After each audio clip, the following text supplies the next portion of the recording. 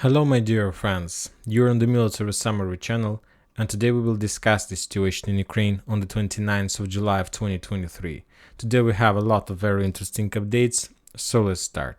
First we're going to start with Crimea. Today the governor of this area, Vladimir Saldo, reported that not of the governor of Crimea but the governor of Kherson area. He reported that Ukrainians made a massive massive missile attack against the bridge that connected Crimea with the mainland, with Kherson district.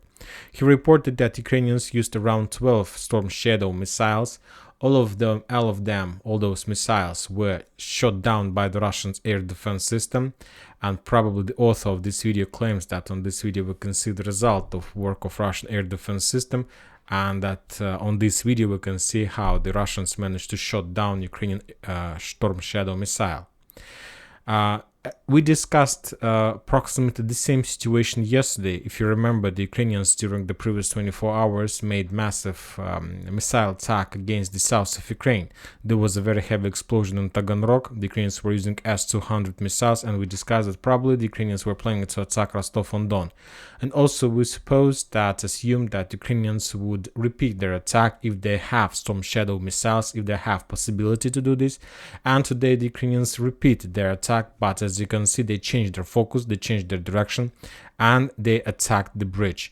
Probably the attack in direction of Rostov-on-Don was some kind of special operation with attempt to force the Russians to probably relocate their air defense system. But as you can see, the Russians haven't relocated and at least haven't left this bridge without air defense. This is strategically important area, strategically important bridge that the Russians need to save. And we understand that Ukrainians will try to attack this bridge in the future because this is the only bridge that the Russians have to supply and support their forces in Zaporozhye, and strategically the most important bridgehead on the special military operation, at least during these days. Now we're moving to the situation on the ground, and first we're going to start our discussions with Kamyanske. From this area we got just one geolocated video, which we are going to use just the geolocation to understand whether the front line we show on the map is correct. On this video we see that the Russians discovered the Ukrainian positions, and after that, using artillery strikes, the Russians destroyed that Ukrainian position. This video is geolocated, and probably, as you can see, the front line is correct, at least on this part of the map. Now we're moving further to Orikhiv bridgehead. Today we stopped receiving any videos from this bridgehead, neither from the Russians nor from the Ukrainian side. All the videos that we got today was the same videos of the previous days, but probably from another angle. The only thing we got is that Ukrainians on the northwestern flank of Robotyne were trying to implement some kind of evacuation operation. They were trying to evacuate from this area. The Russians managed to discover them and to destroy them. Probably this is another video of geolocation that we can use to correct the map and to show the real positions of the Ukrainians. Another video got from the, let's say, northeastern flank. This is the same, probably this is the video of the clashes that took place during the previous days. The Russians managed to discover the Ukrainian armored vehicle XA-180, and as a result of Lancet strike, the Russians destroyed that armored vehicle. We haven't received more videos from this area, so we understand that there is a small operational pause. The weather is very raining, so that's why neither the Russians nor the Ukrainians are able to use armored vehicles and tanks, and currently both sides are waiting for the better weather, and after that they will restart their offensive and defensive operations. Now we are moving to the Vremivka tactical bridgehead. Today we got a lot of updates from this territory. As soon as the Ukrainians managed to enter Staromaiorske from the north, and some sources reported that the Russians were forced to step back to the south, the Ukrainians captured that settlement completely, and after that the Ukrainians tried to dig in deeper in this area, and we know that if you want to dig in deeper, you need time and you need a very powerful and successful counter-artillery duels. The Ukrainians started bombing and shelling the Russian positions in the south, those artillery systems that the Russians were using for attacking the Ukrainians in Staromaiorske while they were trying to dig in deeper. On this video, we see a lot of artillery systems that were destroyed by the Ukrainians, at least 4 or 5 systems on those videos, and most of them are located to the south, and most of them the Russians were using to attack the Ukrainians. Furthermore, the Ukrainians published the video how they destroyed and attacked the Russian convoy in the south of that settlement. For now, it's very difficult to determine whether that convoy was leaving Staromaiorske or was trying to counterattack Staromaiorske from the south. Anyway, today, somewhere at 8 and starting at 8 p.m. of the local time, the Russian sources started reporting that the Russians launched significant counter-offensive operation to the south, and as a result of that operation, the Russians managed to capture a lot of Ukrainian soldiers, the Russians managed to destroy a lot of Ukrainian positions, armored vehicles, and basically, according to the Russian sources, the Ukrainians were forced to step back from that settlement in direction of Makarovka. And the Russians noted that as a main weapon, break the entire situation, was flamethrower systems. Basically, Staromaiorske was reduced to ruins by the Ukrainian artillery system during the previous 2 weeks, and there were no positions where the Ukrainians were able to hide. And when the Russians brought flamethrower systems, nothing left from the Ukrainian army that tried digging deeper in that settlement. Furthermore, we got 2 very interesting videos from the area between Novodarivka and Priutino. The first one shows that the Russians were bombing and shelling the Ukrainian positions on the north of Priutino. So basically, according to this our map, as you can see, maybe this map shows wrong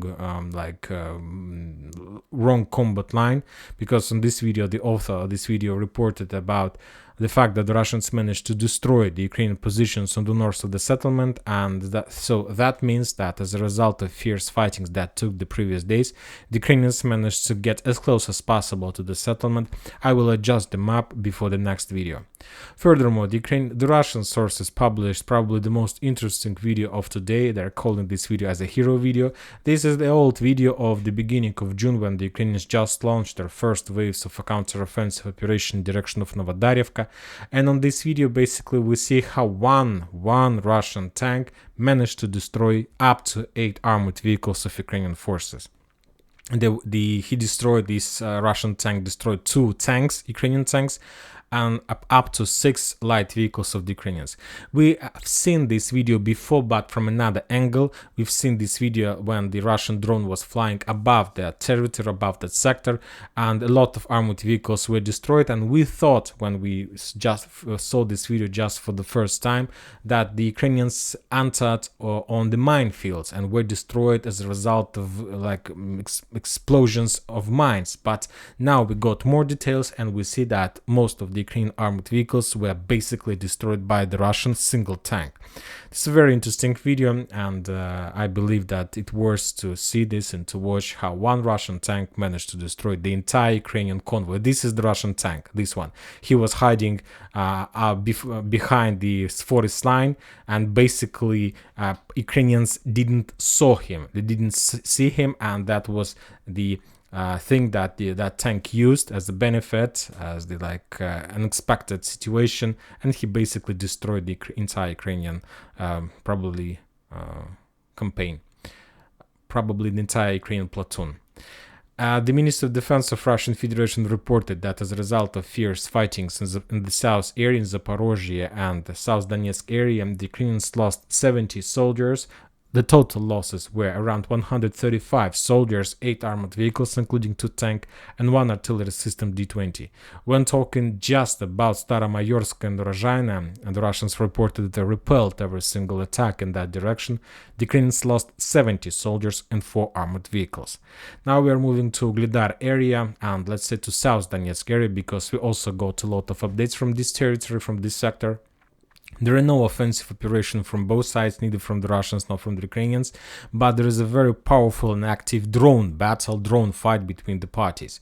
The Ukrainians published the video how they continue bombing and shelling Mykolaiv. On this video we see how the Ukrainians managed to discover the Russian radar in this area, and after that the Ukrainians destroyed that radar with the drone, and the main forces that were bombing the Russian positions in that settlement was 72nd 72nd Mechanized Brigade with the icon of the school on the shield.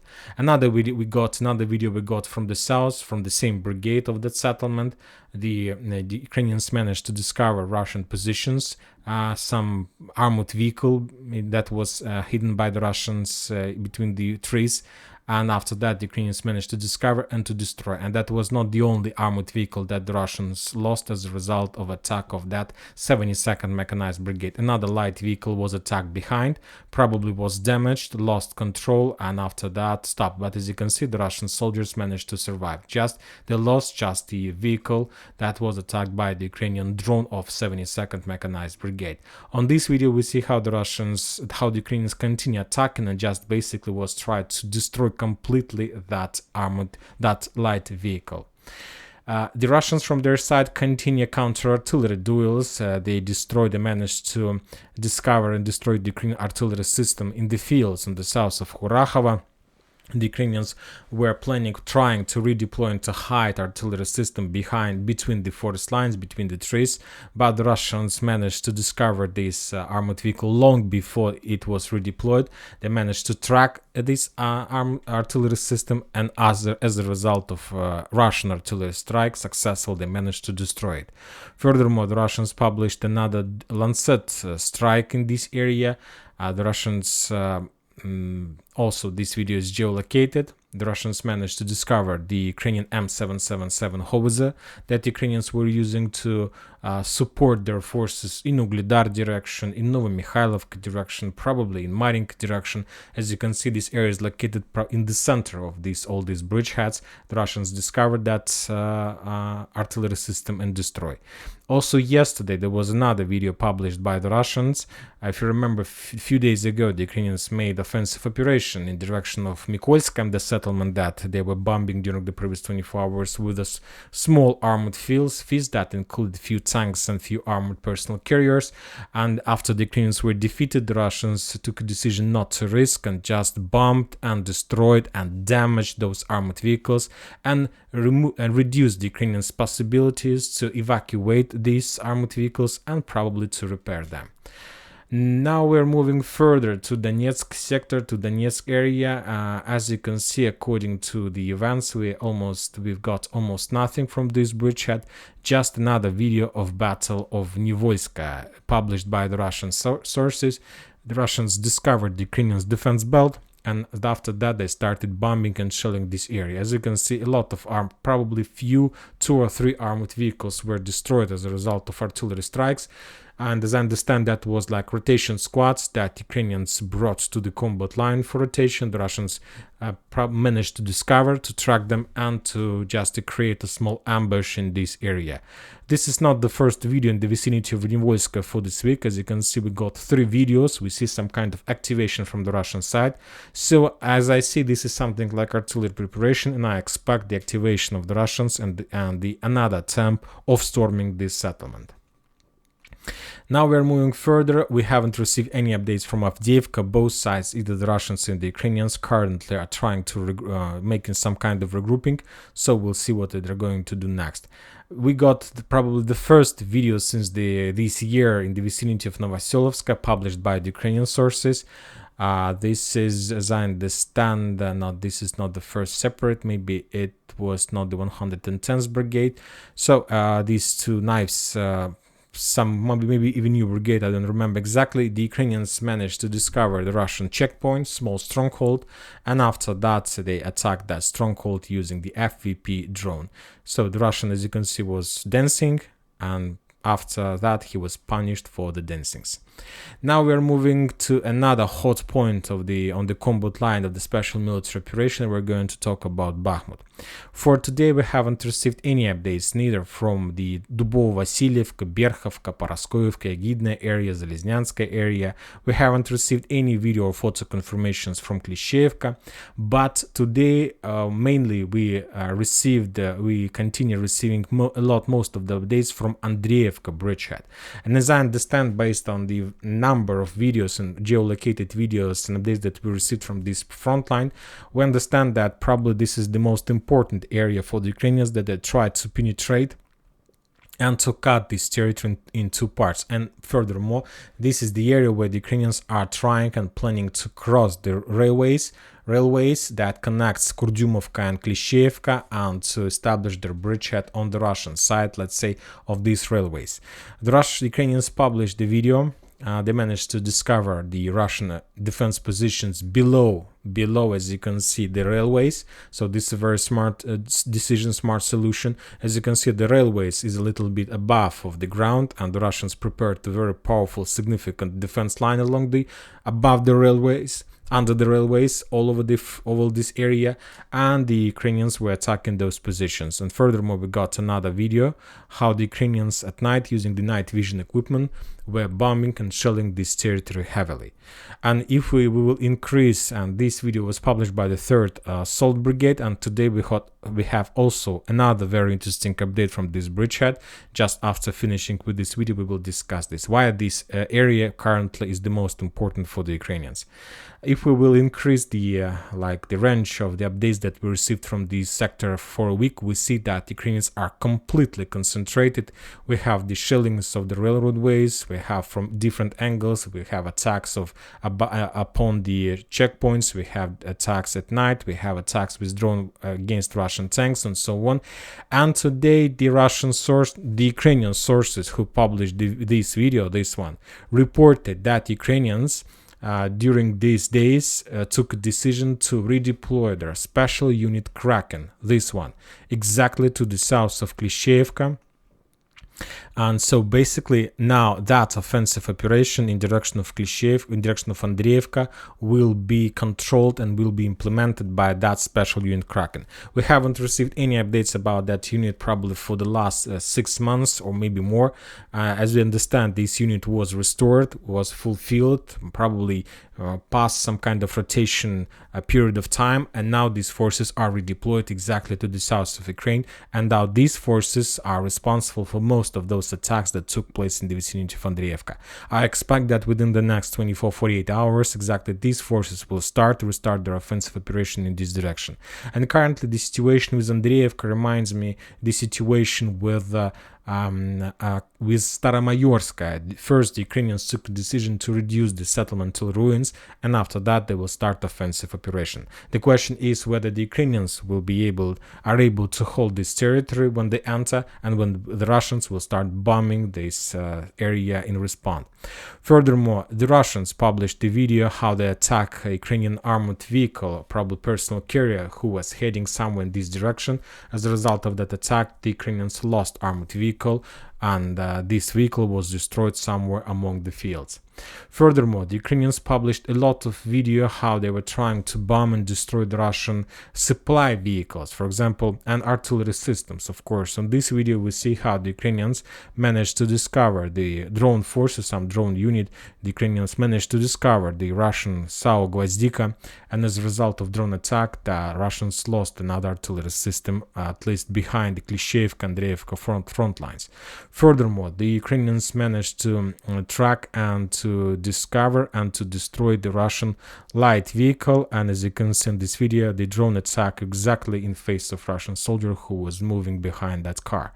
And another vehicle was destroyed a little bit to the south, and on this video we see that the Ukrainians managed to discover the track that was redeploying or moving the munition, and very important munition, and as a result of that attack the Russians lost another ammo car, the truck with the munition. Now we are going to the northern flank, and from this area we see that the Russians are pretty successful and pretty active. The Ukrainians during the previous days and this day and today made few attempts to attack the Russian positions in Sakov and Seti. They were trying to attack the Russians from Razdolovka along the railroad ways in direction of Mykolaievka. All those attacks were repelled by the Russians, and the Ukrainians lost a lot of armored vehicles on the minefields as a result of anti-tank missiles missiles attacks, as a result of artillery strikes, as a result of just infantry battles and so on. For example, in this video we see if we will split this territory in two flanks, the western and the eastern. The Ukrainians was trying to attack the Russian from the western flank. They were trying to redeploy, and the Russians managed to discover them, and as a result of artillery strikes, like missile strikes, they managed to repel that attack and to destroy a lot of big number of Ukrainian forces. When talking about the western flank, the Ukrainians were defeated and were forced to step back towards Paziona, Fyodorovka, Khromovka, and so on. So basically their attack was repelled. Another attack on the eastern flank was made from direction of Razdolovka to the south, in direction of Nikolaevsk, in direction of Russian trenches. The Russians also discovered those attacks, and as you can see, they start bombing and shelling this territory with the thermobaric missile rounds. They start bombing with artillery, the Ukrainian infantry, and as a result of that attack, the Ukrainians also were defeated and were forced to step back. So as we can see, the Russians, for now, they control the situation on the northern flank of Artyomovsk, and they're not giving even a chance to the Ukrainians to achieve any success in this area. The Ministry of Defense of Russian Federation reported that as a result of fierce fightings on Donetsk front line, the Ukrainians lost 120 soldiers, 5 armored vehicles, and 1 artillery system. Well, of course, the level of losses is the lowest in comparison with the previous days, but currently we see just the position battle between the forces. During the previous 24 hours, we haven't received any updates from the 10th Mountain Assault Brigade of Ukraine and the Russian bridgehead on the west of Berestove. So as I understand, currently nothing happens there, or at least we're going to see videos a little bit later. The Ukrainians published just a video, and we're using this video just to clarify the border and geolocation, that they managed to discover the Russian trenches. I believe they saw those trenches, just they published that 54th Mechanized Brigade was bombing and shelling the Russian positions between those trenches on the west of oil refinery, just like geolocation video and the real episode of battle on this front line. Nothing special. Now we're moving to Liman front line. We got a lot of updates from this area. The Ministry of Defense of Russian Federation reported that as a result of fierce fightings from Crimea to, let's say, Regorodka, this is the lengths and the area of Liman front line, the Ukrainians lost 170 soldiers. And as you can see, in comparison with the Donetsk and South Donetsk areas, is the Zaporozhye area, the level of losses in this area is still very high and haven't been changed no matter the situation. That means that the Russians continue being very active in this area.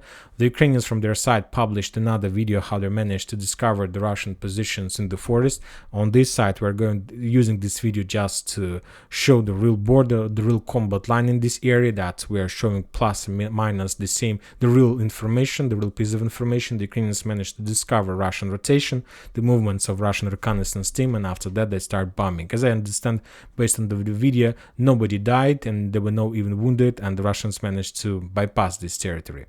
Now we're moving to the northern area, and today we got a lot of very interesting updates. Today the Russians published the piece of information that they managed to capture the Swedish armored vehicle CV-90. If you remember, a few days ago the Russians published the video, probably that was on the 27th, yes, on the 27th of July we published the video how the Ukrainians, how the Russians managed to damage the Swedish Sweden armored vehicle CV-90 using the anti-tank weapon. Just a little bit further he will be damaged, and now he was trying to attack the Russian positions, and after that but this armored vehicle wasn't destroyed. And just a few days later the Russians evacuation team managed to get this area and to capture that armored vehicle. The Russian sources are saying that probably and currently this is the most powerful and the most probably powerful, or how to say, maybe the most modern type of armored vehicles that Ukrainians yet used during the special military operation. There are a lot of modern technologies, there are a lot of interesting technologies that of course the Russians will discover, and they will try to improve their own weapon. When talking about the Karamazinovka bridgehead, the Russians reported, and the military blogger Riber reported, that the Russians during the previous days were trying to maintain the corridors, maintain the bridgehead, and to short the combat line. Currently, the Russians in this area is in defense state, and they expect the Ukrainian counter-offensive operation, but this is not like the strategical state that they're going to use for the next weeks or months or so on. This is small need to complete the regrouping, to complete the entire operational situation, to prepare bridgehead before the Ukrainian counter-offensive operation, because the Ukrainians, operation, let's say the Svatove operation, Svatove offensive operation, started a week ago. So the Ukrainians, believe me, did have enough of time to complete regrouping, to send some reserves, some reinforcements to this area, and currently the Russians expect the Ukrainian counter-offensive operation. So for these purposes, the Russians are trying to dig in deeper, to create fortifications, trenches, and to be ready to meet the Ukrainian counter-offensive forces. And after that, the Russians will continue attacking to the west in direction of Oskol River.